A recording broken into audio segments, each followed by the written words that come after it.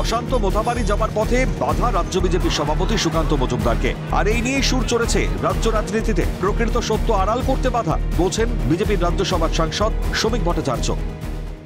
একজন কেন্দ্রীয় সরকারের মন্ত্রী, যে সরকারকে ভারতবর্ষের মানুষ যে দলকে সরকার পরিচালনার দায়িত্ব দিয়েছে, সেই দলের রাজ্য সভাপতি যদি আজকে আক্রান্ত মানুষের কাছে পৌঁছতে যাওয়ার জন্য পুলিশ বাধা দেয়, তাহলে প্রকৃত সত্য পুলিশ গোপন করতে চাইছে। বিজেপিকে আটকানোর জন্যই 163 ধারা জারি করেছে প্রশাসন, মন্তব্য রাজ্যের বিরোধী দলনেতা শুভেন্দু অধিকারী।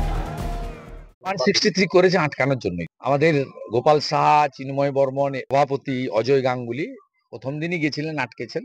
163 করাই হয়েছে বিজেপিকে আটকানো। হাইতিয়াতেও করেছিল, আমি ওই 5টা ওয়ার্ড বাদ দিয়ে পাশের ওয়ার্ডে গিয়ে 163 আছে, ওই অজুহাতেই করেছেন। কিন্তু বিজেপির সর্বস্তরের সাংসদ, বিধায়ক, নেতারা আমরা হিন্দুদের কাছে দায়বদ্ধ।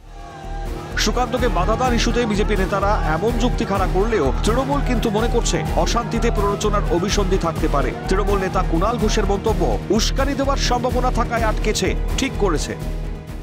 ব্যাপার, যদি কেউ প্ররোচনা দিতে যায়, কোথাও একটা কোনো ঘটনা ঘটে থাকলে যেটা পুলিশ প্রশাসন সেই জায়গাটাকে ঠিকঠাক করে দেওয়াটাই তাদের কাজ, সেখানে উস্কানি দিতে যদি কেউ যায়, পুলিশ প্রশাসন মনে করেছে যখন তৃণমূলের কোনো প্রতিনিধি দল উত্তরপ্রদেশ বা আসামে যাচ্ছিল, তখন যখন বাধা দেওয়া হচ্ছিল তখন মনে ছিল না।